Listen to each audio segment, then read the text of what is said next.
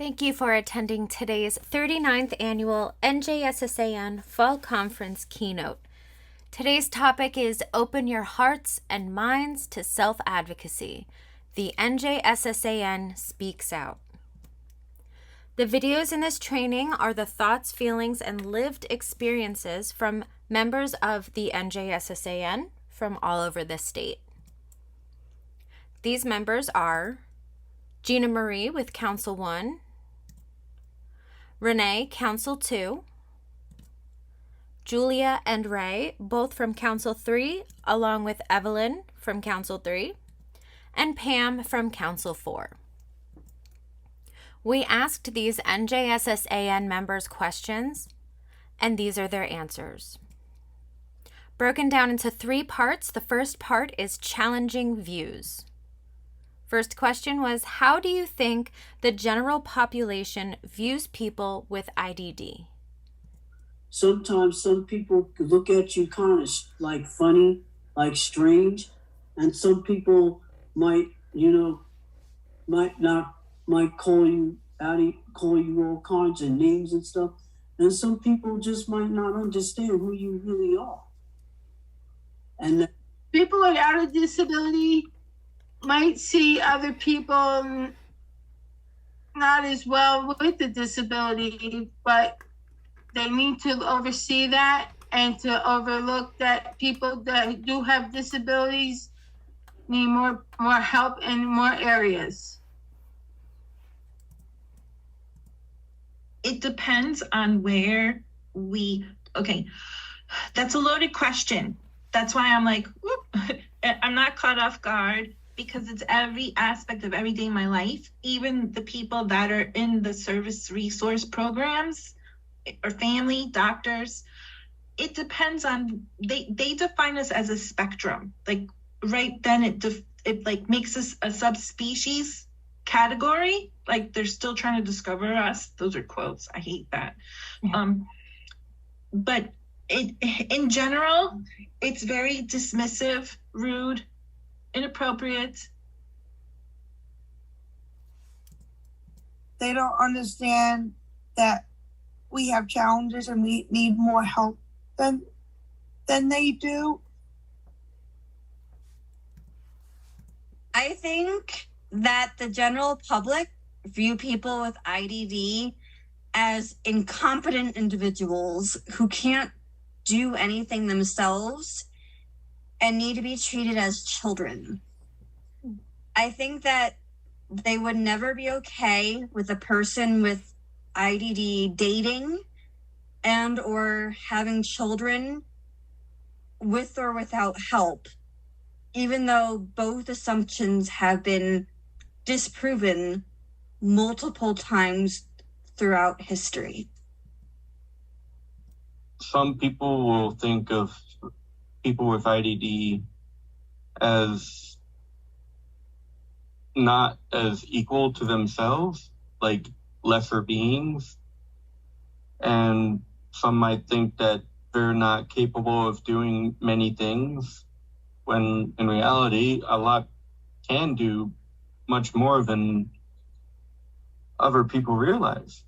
It also comes down to if they're interested in that type of thing and if they specialize in certain areas, because everyone's good at something and some people have weaknesses too.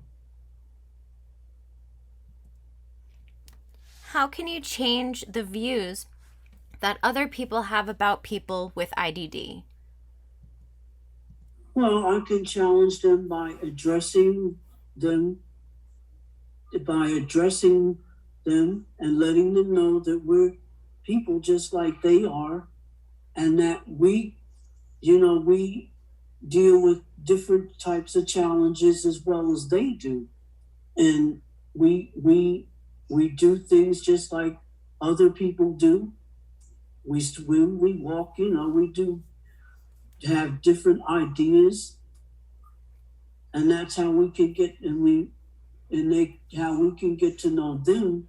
And we don't always, and disabilities are, people are first, disabilities are last. And that's how we could challenge them is by saying that disabilities are last, people are first, because we're just like you are. We're just like the regular general population. We're no different. We just have a disability, but we treat people with the same respect. We honor people, and we honor each person, as a human being. And that's how I would challenge them. By taking them to like a self-advocacy meeting and seeing what we do, because we have disabled individuals there that help other people know what self-advocacy is about. I surprise them with just being me, and I try to be somebody differs because I'm a good person. I know I have a good soul. We all have our moments. In that, I truly believe everybody's on the spectrum of a human. My challenge views for other people is I stay true to myself. I think that people with disabilities should be on in the big meeting and to explain to them, just to make them aware and understand. I think that we, not I, we people with IDD can challenge the views that other people have about people with IDD by sharing stories of people with IDD who are dating, especially those who are only unmarried because of the marriage penalty. Use supported decision making without any type of guardianship or conservatorship. Parent successfully and have the children of parents with IDD, and have the children of parents with IDD, so the kids who parent has an IDD, or both parents, one or both, share the stories of what it's like being raised by their parents too. So basically storytelling, make it personal. Well, I'm not really sure how to challenge, but we can at least share our experiences and show them what we can do, show our strengths, and see that we can actually do just as well, sometimes even better at certain things. Do you find that people are willing to learn more when you sit and have a conversation with them? I feel that most people are willing to learn more, yes. And the why, because we want them to learn more about us and get to know us more and get to know what we've been through with the disability that we had. That's why it's so important for them to learn about us, because they can learn something from us and we can learn something from them too. Because I think that once they know the conversation, they'll know more about what we do and how we operate and work. No. If they want to learn more, it's not something that I can teach them. Like I call some of my service resource program people out. In fact, this month alone, I said this to somebody and the room got as quiet as could be and they were all trying to not make eye contact with me again. You cannot teach people to have integrity. You can't pay people to have integrity. So you can't pay people to learn more. They need to choose that. It depends on the mindset and thought process of the person coming to sit down with me as to whether or not they're going to walk away with choosing to not improve my life, because that's a choice I have to make, improve their life.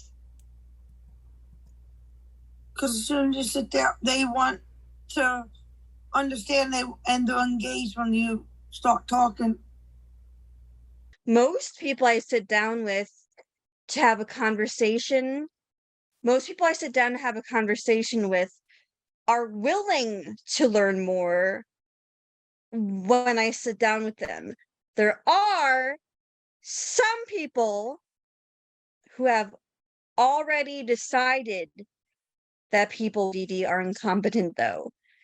I think the reason for this is that the people with an open mind have a background working with people with IDD, have family with a diagnosed IDD, and or have friends with IDD. The people with a closed mind don't usually have a background working with people with IDD. They don't know enough people with IDD, have only come across people with IDD who meet the stereotypes and or don't listen to what life is like with an IDD from a person who actually lives with one. Well, I do feel like some people are willing to learn more about this and people with IDD because some people are just ignorant of what it is to have IDD.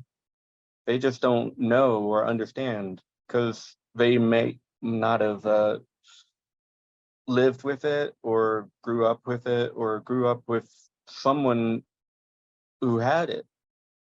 And they might sympathize with other people who have had it, but don't truly understand it. But they do want to learn more about it so they can be better people around them, the people with IDD. Because if they are like, they don't want to be mean to someone with IDD, so it would be important for someone to actually learn about what it is to have IDD. So I think that would be a good thing to have someone sit down and listen and learn from someone who's experienced it. Where are some opportunities that people can have these conversations? That's why it's so important for them to learn about us, because they can learn something from us and we can learn something from them too. Oh, you can go to workshops for self-advocacy. You can go online and look up things for self-advocacy. You can go to us to help you for self-advocacy, the New Jersey Self-Advocacy Network Project. Schools, competitive work environment, libraries, coffee shops, anywhere in the community. The doctor's office, schools, Rutgers School of Health. They have Robert Wood Johnson School. It's the programs and resources that are in place. They all have outreach, social media. That's where they not bridge the gaps, and I think it continues to divide. People can have these conversations everywhere with anyone. They can have it with a child welfare services investigator if and when they first speak with them, with teachers and professors at schools and colleges, with doctors when they go for a checkup, with legislators when they advocate for a bill that would have a positive impact on people with IDD, or against a bill that would have a negative impact on people with IDD, with parents when the parents are overprotective, at camp when everyone is having fun playing at camp, etc. IDD is everywhere. I think you Awesome. just strike up a conversation with a random person. You never know who you might meet who wants to hear about it. So pretty much anywhere. Like if I'm sitting at, say, Panera, sitting down playing a board game, and someone comes up to ask about the board game, I might have a longer conversation instead of just the board game, but I might actually explain more about my life and how my experiences are. It depends on how they approach you or how you approach them. Some people are just friendly. Can you talk about a time when you were talking to someone and they didn't have similar views?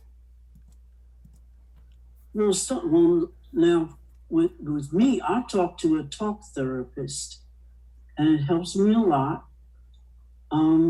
It's good to have private conversations with that person, that they're with, and to explain to them that it's not easy, to talk about something like this, but we can talk about it in a way that's going to make it make sense and make it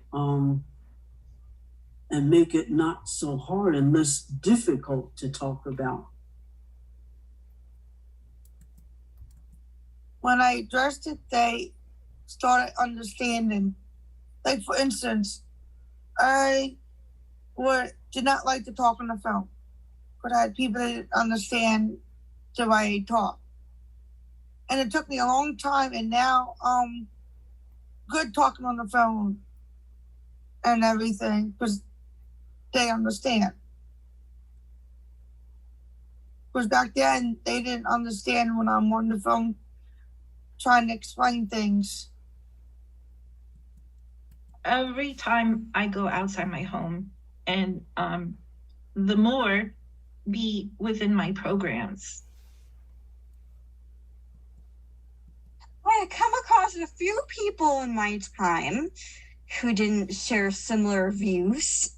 Some of these people are friends, believe it or not, so we just avoid the topic usually.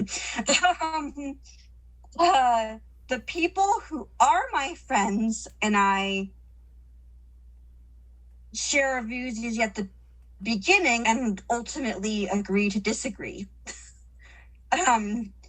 The people who with a much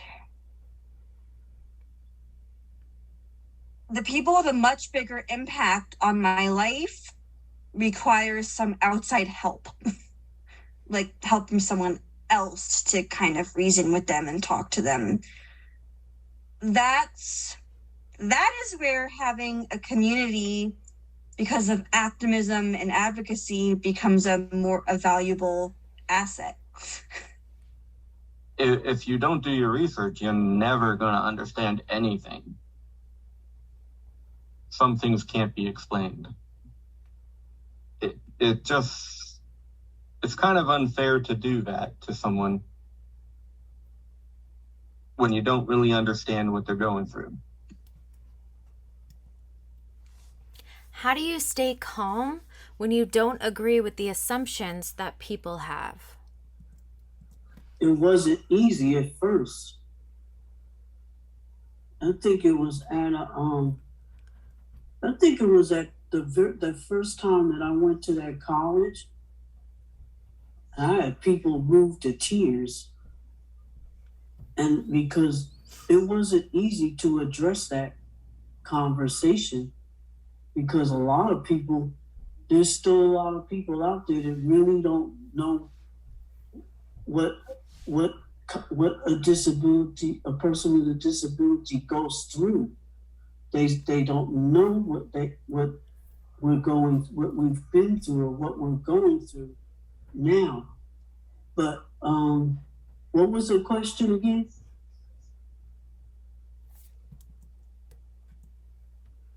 Try not to think about a lot of things that could be on your mind that can bring you down and out, and lift your spirits up higher.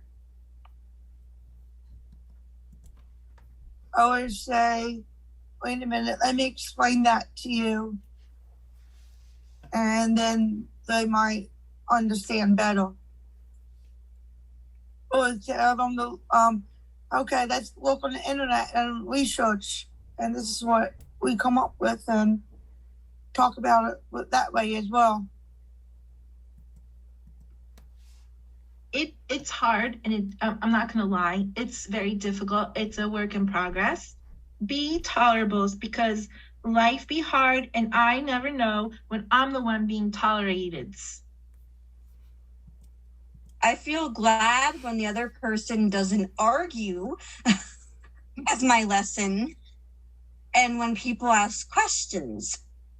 It's times when people still don't believe me that I find it difficult to stay calm.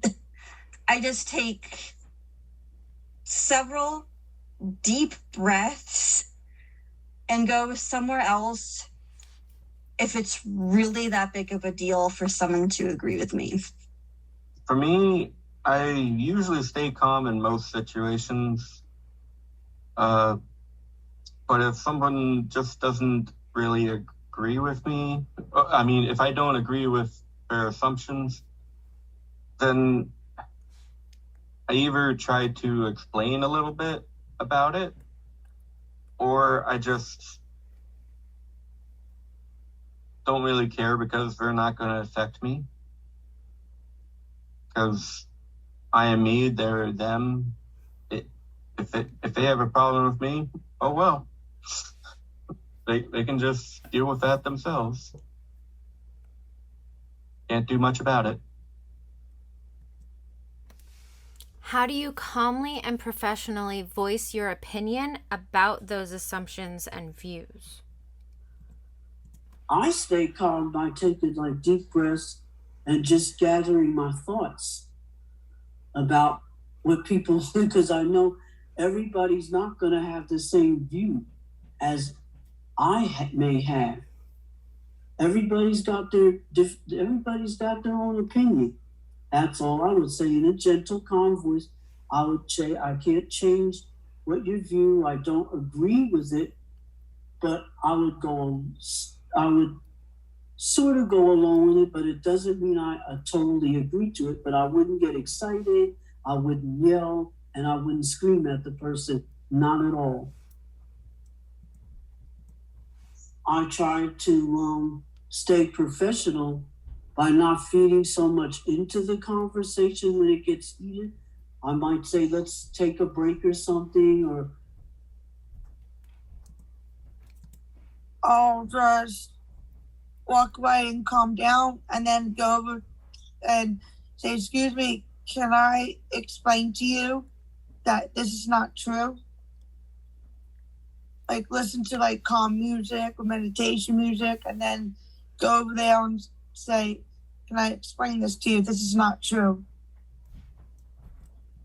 If I don't, of course, if I walk away, that would be different. But at the points when I don't walk away, I take deep breaths and talk in an even voice. Because if I can talk in an even voice instead of a voice with a lot of a tone, it's easier to sound non-threatening. But that's only in the situation where walking away isn't really a viable option. Part 2, the importance of being open-minded. We asked, why is it important to feel empathy for other people? now I would put my feet, if I were to put my foot in somebody's shoes, I would understand better about what they're going through, that they're having just as tough a time as we are, that we're having just as tough a time, that we're having just as tough a time as they're going through, because what they're going through may be a lot worse than what we're going through. And if you walk a mile in somebody else's shoes, you really get to feel that, because you feel what that's like.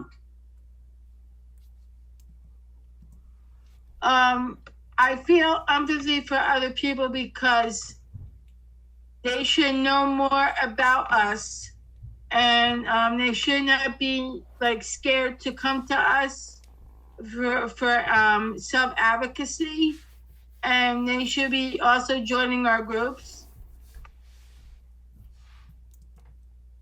You have to be compassionate because they don't understand. But once you say it to them and the light bulb goes off and said, oh, this is what, okay, I get it now.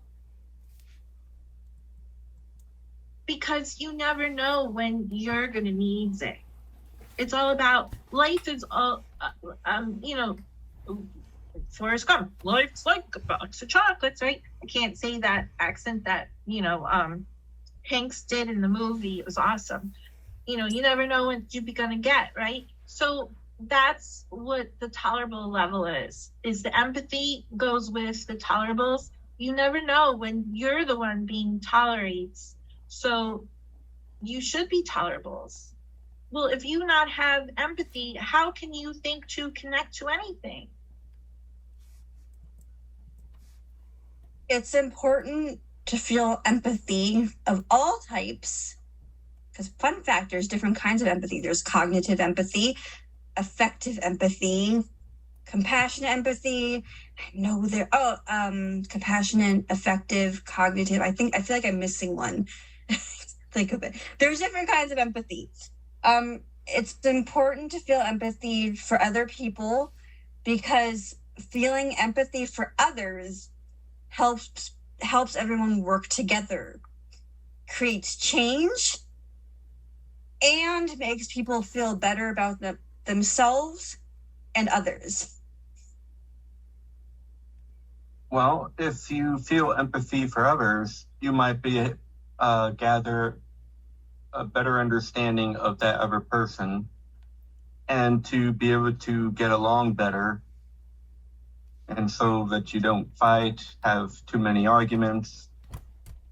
Because if everyone got along, we would all be happy to be together.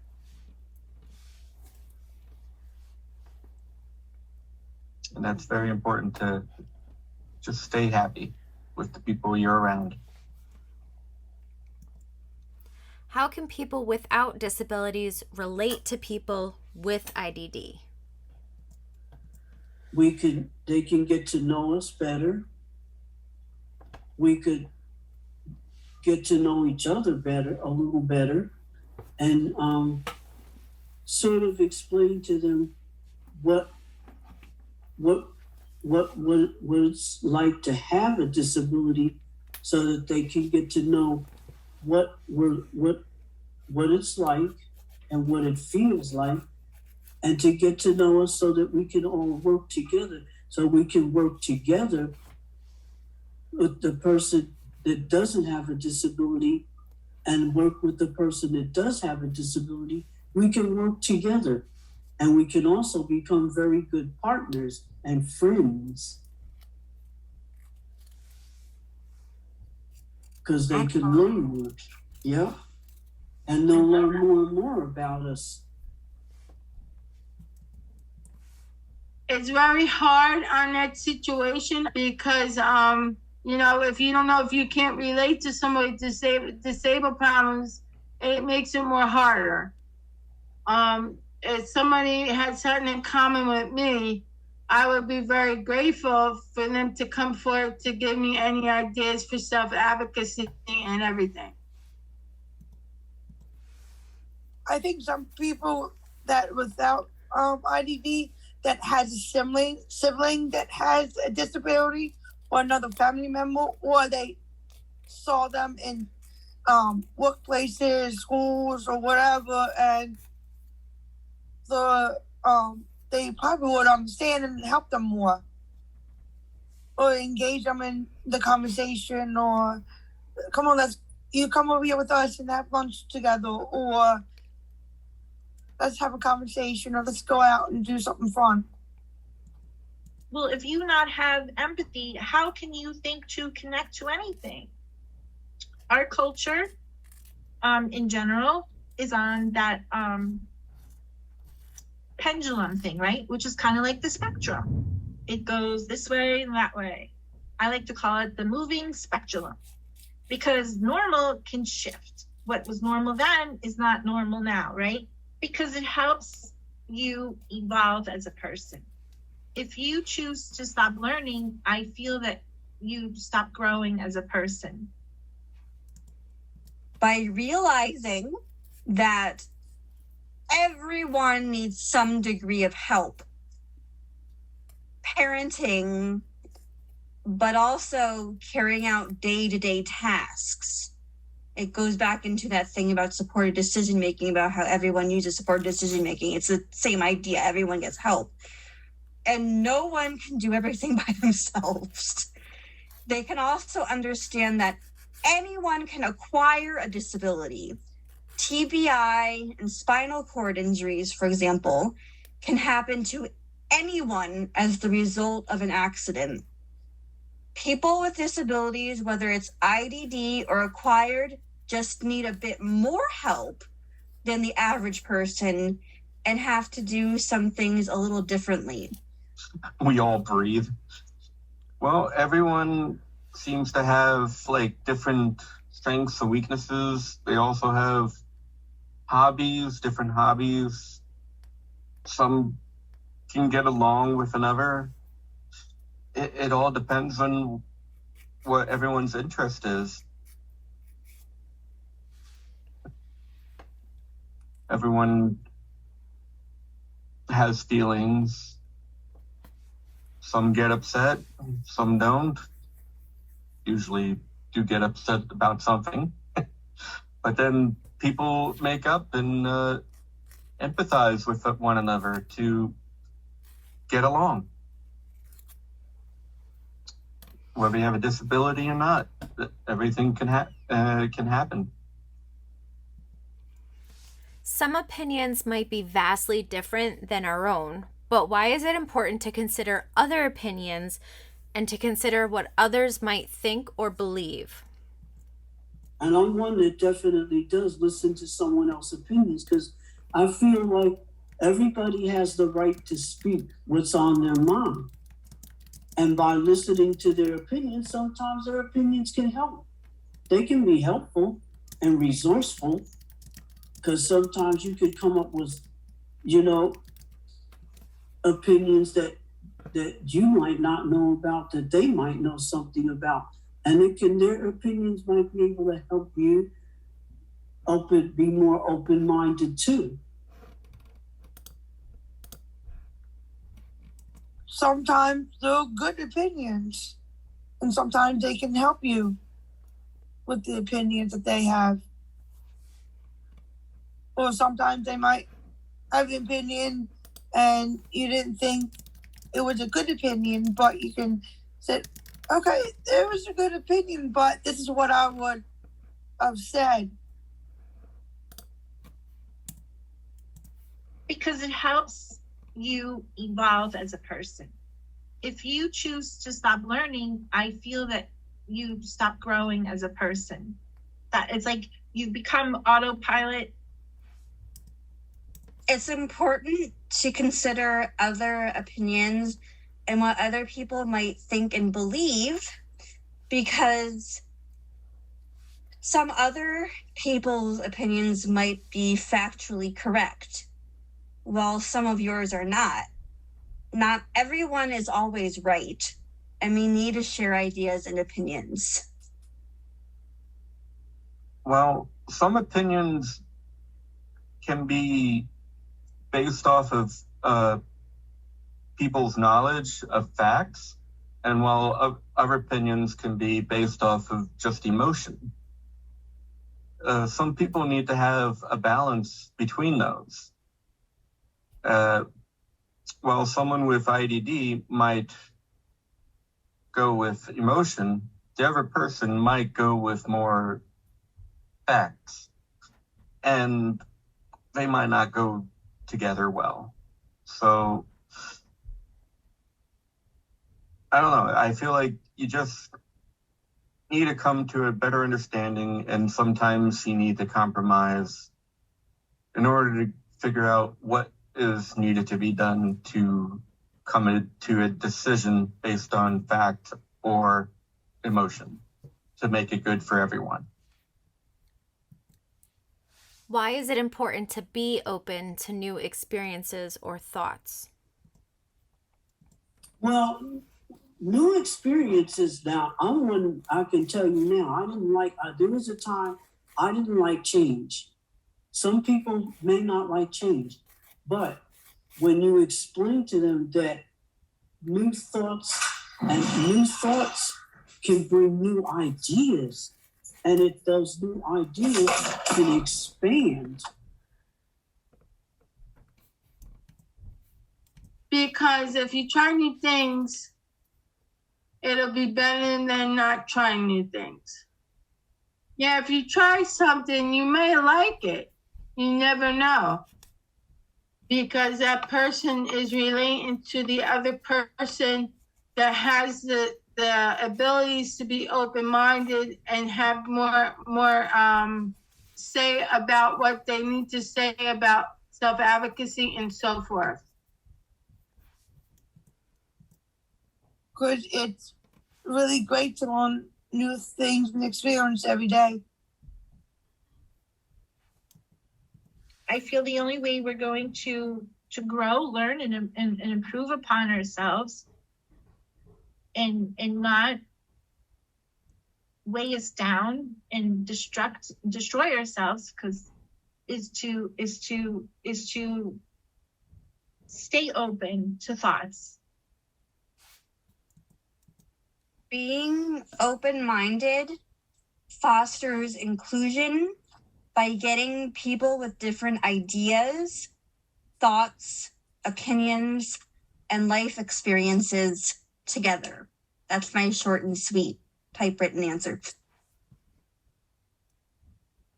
I feel like it's good to be open-minded to new thoughts and experiences, because you never know what might be thrown at you. Every day you can learn a new thing, whether it's about someone else or the world or even about your own self. But in the end, it's better not to be hurtful or judgmental that can hurt someone. Just try to have a better understanding of things so that things can be better. How does being open-minded foster inclusion? Talking to them directly. And, we all like talking face to face to each other. And it opens their mind. It opens their mind up to speak out, speak up, and encourage others. And we encourage them to speak. Open-minded is especially inclusive, so people would get along, because we're out more, and if we're out in the community more, then people will understand better. Why is it important to have those hard conversations with people who might not agree with you? Having these conversations can help you to be a better person and to help you to make wiser choices in life and wiser decisions. And it's important to have conversations like that. It's very important, because you want to be able to come to some common ground. If you talk to someone that has a different opinion than me, I can get the general ideas of that person and find out exactly what they need and have to have as an advocate as well. It's helpful because it brings it back to me, and then I can relay it to help others, like at the AB meeting or the Council 3 meeting. So that they would understand, and if you talk and try to explain it and they still walk away, that means they're really not interested. As long as people try and they still walk away, you did everything that you could. Because sometimes it's something that I may be doing and not realize. Our life is baggage. Like people want to put a dirty word to that. No, it's not baggage, but we all have baggage. So in order to lighten my baggage, I want to connect and learn. So that's why I'm on the Zoom and I give myself headaches. I have to take breaks and, pull back and stuff. But if we were meant to be alone, there wouldn't be so many of us. And we grow with each other. We could destroy each other, but I choose to try to grow. And I do connect with other people. Like, not everybody's gonna like you. So if you're thinking, oh, I try and I got hurt, well, yeah. It's when I stop trying is when I hurt more. It's important to have these hard conversations with people who might not agree with you, because the different perspectives teach us a lot and help us work together better in the long run. Why do you think it's important for people without disabilities to listen to people with disabilities when it comes to topics that directly involve people with disabilities? The person that doesn't have a disability, they might, laugh and make jokes, and they might, say, oh, look at that person, they look funny or something like that. But they know deep down inside it's very hurtful, but they don't realize that when you do something like that, you're hurting that person that does have a disability, because you could have one yourself and not even know it. And it's, hurtful, but you have to understand, people without disabilities should be more compassionate and should be more understanding and love that person regardless of whether they have a disability or not, because they can learn something from it. Okay, with people with disabilities, we have our rights to be heard. And with people without disabilities, not knowing this, they will be lost. I speak out for myself as an advocate. I go to the meetings. I listen to you guys. I do state issues to help that self-advocacy, the board and all that.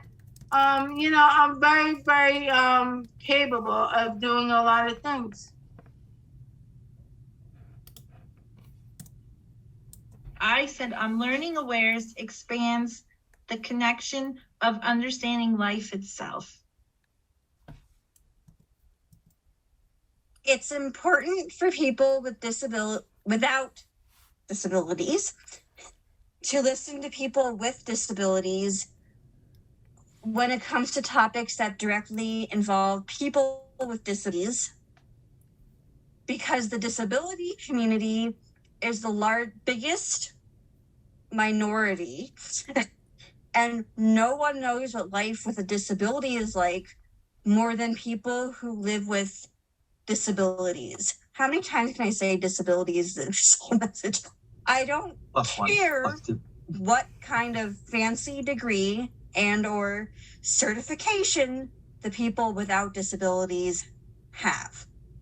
Well, I think people without disabilities don't fully understand and will never fully understand what it's like to have disabilities, because they have not lived it. How does it make you feel when someone is willing to listen to your thoughts and your opinions? It makes me feel wonderful when somebody does listen to my thoughts and opinions, but I enjoy hearing other people's thoughts and opinions more. You know that. It makes me feel like they know exactly where I'm coming from and where I'm going to speak according to self-advocacy and the advocates and our New Jersey State Self-Advocacy Network. It makes me feel good. because that means they want to understand more and be more educated, so when they go around other people with disability, they can tell their friends, this is the way you should act and talk to people with disability. So just like us, but in different ways. I feel extremely appreciates that I have a purpose, that I'm alive, regardless of all of the health issues and barriers and everything else. It means that I am loved and I'm worthy. I'm just as worthy as the next person. Okay. I feel really good and accomplished when someone is willing to listen to my thoughts and opinions. I feel like I have accomplished doing something, and it makes me feel good to feel included within a conversation. Part 3, Education and Awareness. Our first question was, do you think people are more open to listening to someone who is calm and professional or very passionate and abrasive? But when you listen to a person who's calm and professional, they're going to agree with you more, and they're going to be more understanding about things. Calm and professional, because then you get your point more close and clear. Calm and professional, because when they're more calm and professional, they'll want to learn and understand and not walk away as quickly as someone being passionate and abrasive.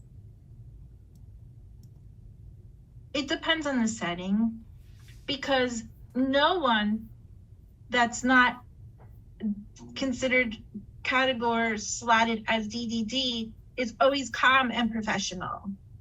So it's difficult that we have to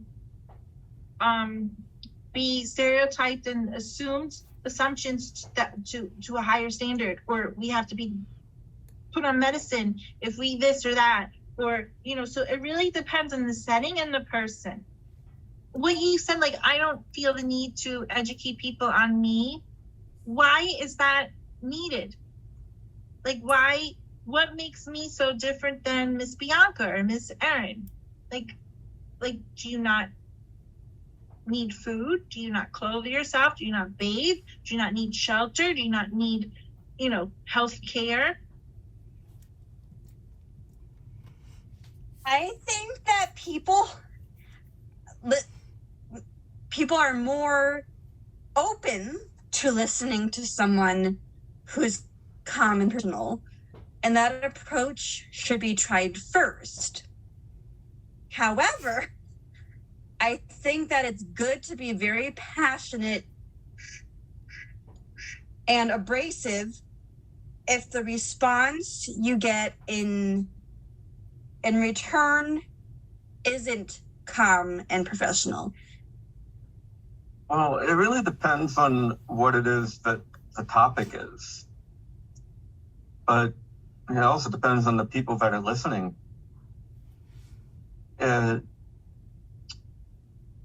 Sometimes it comes down to the tone, their appearance, and the energy that is, even the setting of what the person is speaking from. But it's hard to say what would be better if it was a calm and professional person or a very passionate and abrasive person. But overall, it comes down to the person who's doing it and how they achieve what they're trying to speak about. What What characteristics do you find to be convincing in a conversation or even a debate? Asking how do you feel about the person that I am? How do you feel about the person I am? And how would I feel about how you are? And that's what would give an open mind, because then they get to know your mind, what's on your mind. If you would sit down with them, like at a table or something, and chat and get to know more what's going on with them and their backgrounds, and you know, where they came from, and you know, if you can help them with any issues possible. You can listen and you can agree or disagree. It don't matter.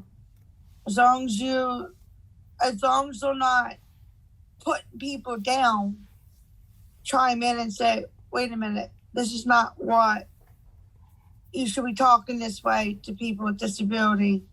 This is the way you should be considerate, compassionate, understanding, and be patient. I think that being able to present hard facts, this is actually a hard one, probably the hardest. I think that being able to present hard facts with citations during a debate are convincing. And in true hard question fashion, I can't think of any specific characteristics to go with that. I've never really thought about it. A lot of these I haven't really thought about much, but like after replaying debates and stuff, and trying to remember what they said in public speaking at persuasive speeches, I just blanked. I just know that it's good to have hard facts and citations because people will trust those, and they should. Well, I think something that would be helpful to the people of everyone, whether they have a disability or not, would be helpful. And something to back up what they say with facts, statistics maybe, to help within their debate. But be honest and truthful overall.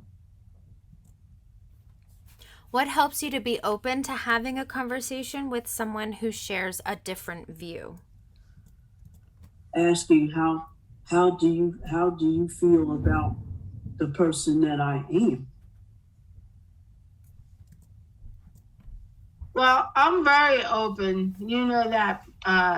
And to open up to somebody who wants to become an advocate, that's no problem with me. They just need to come to us and say, we need to know more about advocacy. Then you should sit down and have a nice conversation with them and show them materials, and if they have questions, try to answer the questions.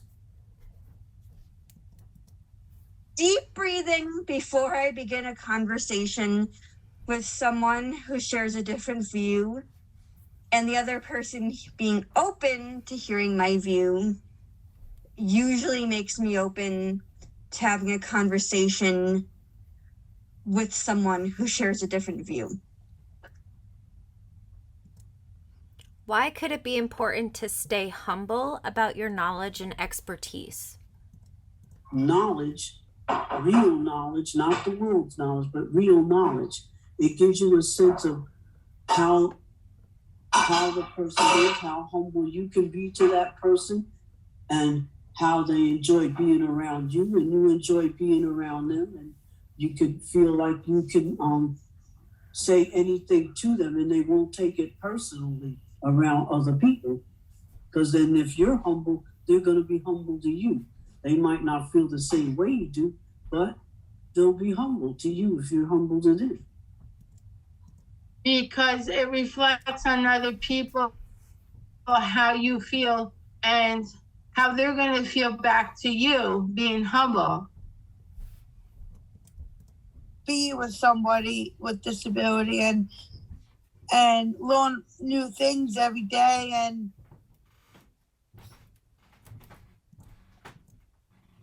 it's good to stay humble about your knowledge and expertise, because being cocky about your knowledge and expertise is frustrating, not to mention annoying, to listen to. And it can be difficult to trust people who are cocky. But mostly it's annoying.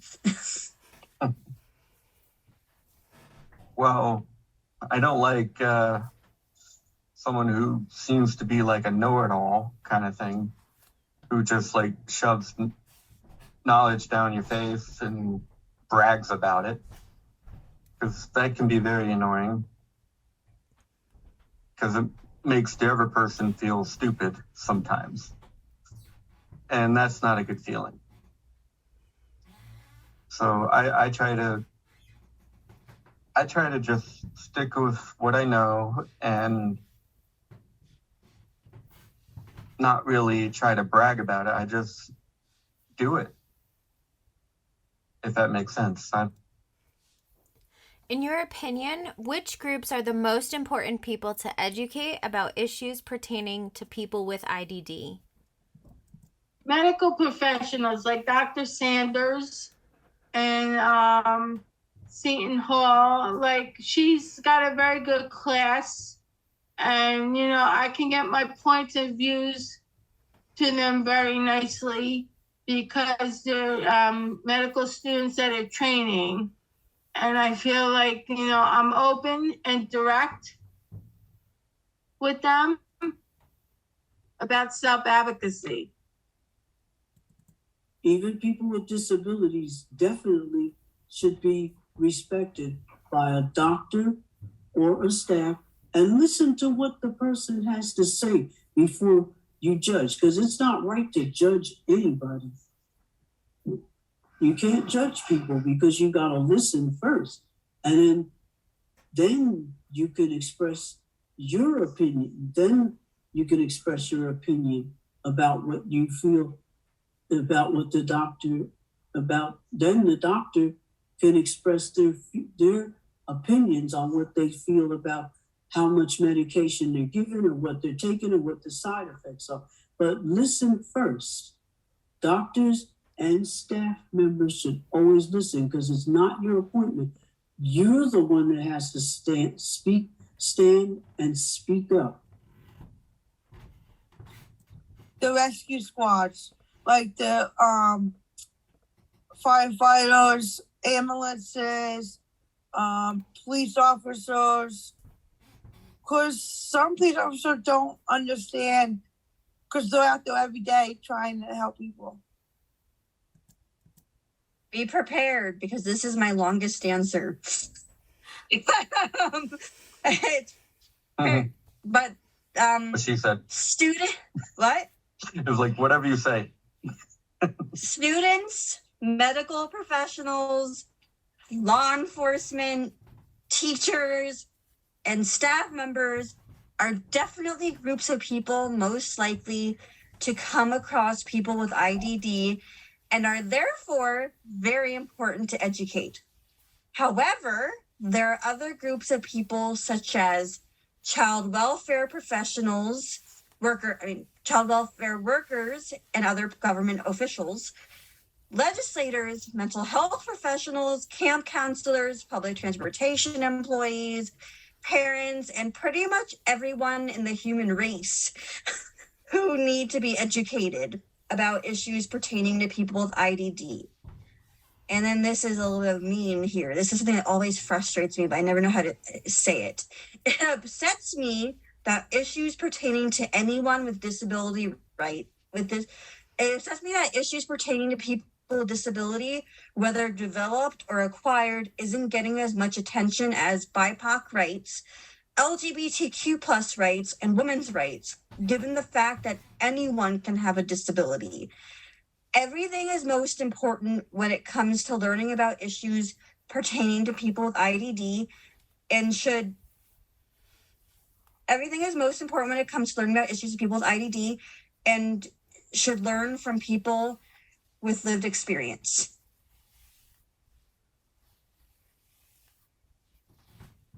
Yes, what she said.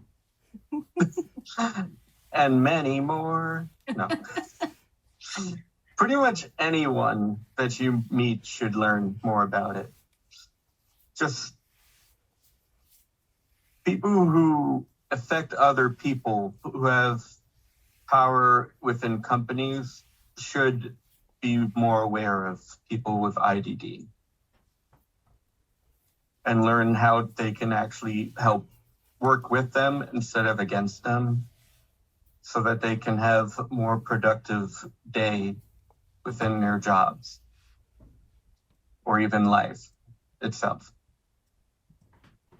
Why do you think it's important to share your views and experiences about advocacy? Oh, I'm learning what we know all about self-advocacy, and that they're taking that in and using that for them down the road when they graduate from their profession and when they go out there and see what it's like in the world. Because it helps more people to understand what advocacy is all about, and we can teach them how to learn how to start learning how to do different projects. I think it's good to share experience with advocacy. Then they might want, oh, I can do that too. Okay, well, how do I get involved? I think it's important to share my views and experiences about advocacy because it can help create change. That one's short and sweet to make up for the last one. Well, that's pretty much what we're doing right now. But I do think it is important to share the views and experiences about advocacy so that other people can learn and think about what they have done in their lives and see what they can improve on as well and advocate for themselves. And they can try to learn more about their strengths and weaknesses and maybe even figure out where they can improve on the weaknesses or even better the strengths as well, and try to advocate for themselves or others so that everyone can live a happier life. What is the most important thing people should know about self-advocacy? And you never have to be afraid to voice your opinion, because we're always willing to listen and help you. We're here to help you. We're here to all love one another and understand each other and respect each other's opinions and conduct. And we're always glad to have you at our meetings. Oh yeah, self-advocacy is wonderful for everybody, not just for me, everybody. And that people need to be educated in any which way possible. And then also they need to come to our meetings and see it for themselves. That you have a voice and you can advocate for everyone and to help advocate for people that don't talk at all or use communication devices. And you know your own heart, and it's important to not feel guilty or bad because it may take you longer to be self-aware, because there's days where it be click for me, my self-aware level, and there's other days where it's not so good. Everything be a learning process, and to just what works for you or me may not be work for somebody else. That's what makes us different. That's what they use the word like spectrum. We're all on the spectrum. It not matter if be the developed, disabled or not. Even the so-called normal people have spectrum. But to knowledge that I want to give you is, if the people around you are not helpful, or when you're done with being with those people and you not feel okay or worse about yourself, or the best, not better about yourself, try to find someone that you feel safe with and let be known that because it's important to be safe. Ashley Ritchie, if you watch it, this will make you proud. It's like rule number 6 in the Code of Conduct for the DDD Self-Advocacy Advisory Committee says, every person has the right to speak for themselves and from their own experiences. Do not speak for someone else. Well, I feel like if people know more about themselves, they can learn to ask questions to better themselves, and which it's okay to ask questions. That's part of being an advocate. Do we ever stop learning about advocacy? What would happen if you did stop learning about advocacy? Well, if you stop learning, then that means you'll forget all about it. Then you'll forget about it. You won't remember what you did or what you've learned. You'll forget all about what you've learned and how much progress that we made if we stop now. That's why we need to continue to go on and continue to learn and to grow and blossom into what we want self-advocates to become in the near or distant future.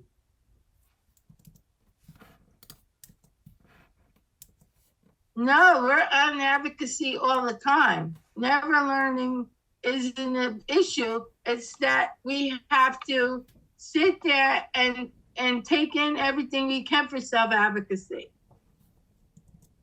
No. Then nobody would know how to advocate for different things in life. I would like to think that I always learn. I feel some reasons I go into we're creatures of habit.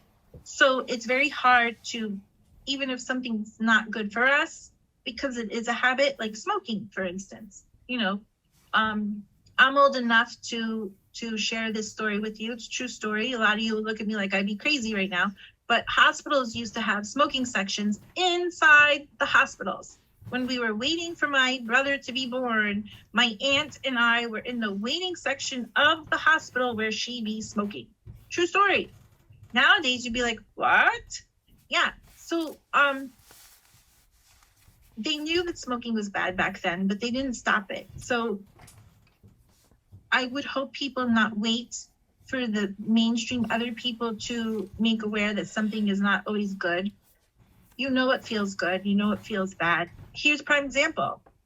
4 out of 5 dentists approve Enter toothpaste, right? You may try that toothpaste and it not sit well with you, or you prefer another toothpaste. Like, just because it's the mainstream or studies or they want to sell you on it doesn't mean that it's okay fit for you. At the end of the day, you know what's best for you.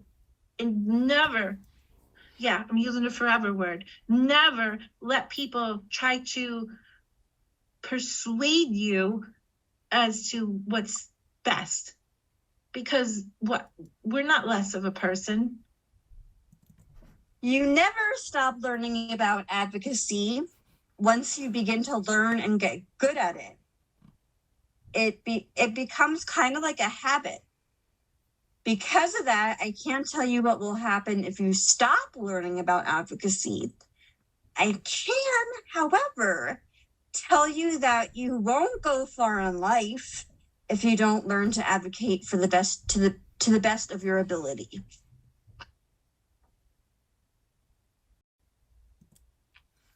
How can we promote more awareness around advocacy? Well, we can keep writing like holiday letters and stuff to the governor and promoting more. Let's see. We can write letters. We can send, like little holiday cards, like we did with the people that were in the institutions. We could still continue to do things like that. And if something new comes along, we can bring it up to, in our advocacy meetings and talk about it, and then we can go from there. Go out there. There's like flyers, social media, get on anything you can to learn about us. To have it on social media, do brochures, have business cards to hand out to people, and that way they can go home and look online about it. That one was a real thinker, but I really like what I came up with. I think that we can promote both awareness and education about advocacy by creating classes for it to be taught in elementary school, middle school, high school, and college, with a different curriculum for each age group.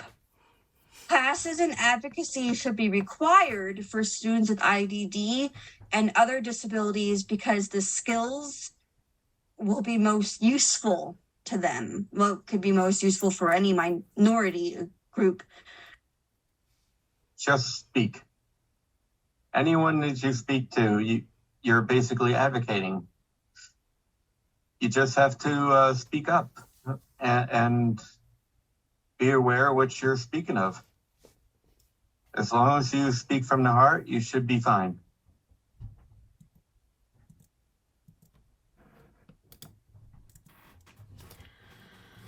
Again, thank you so much for being a participant in our keynote today. For more information on the priorities and the goals of the NJSSAN, you can click the link in your chat box now or just visit our website. Here are the resources for our program and our contact information, and a big thank you to the NJSSAN members who made this keynote possible. Thank you so much.